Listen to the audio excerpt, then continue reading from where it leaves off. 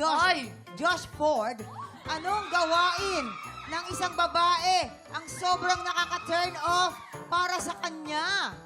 A, yung late mag-reply kahit naka-online naman? Or B, yung nagre-reply pero walang SIM card? Hindi, Diyos. Or B, yung laging nakatingin sa phone kahit habang kumakain? Oh. Ayan. Ay, nako! Alam ko yan. Alam mo, Kira, feeling ko, ito yung mga hindi niya pinagdaanan ni Josh. Tama ba? Kasi Tama ba, Kish? walang cellphone sa loob eh, di ba? Yes, wala Pero ito, po.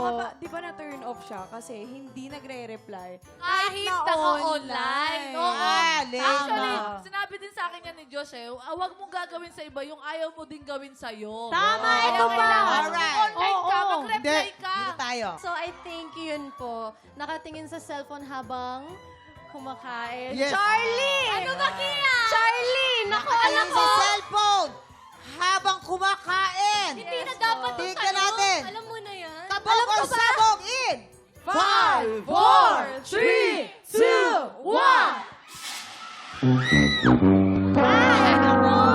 Sayang! Napanood ko pa naman yung episode na yan. Nako. Grabe. Sayang. Nako.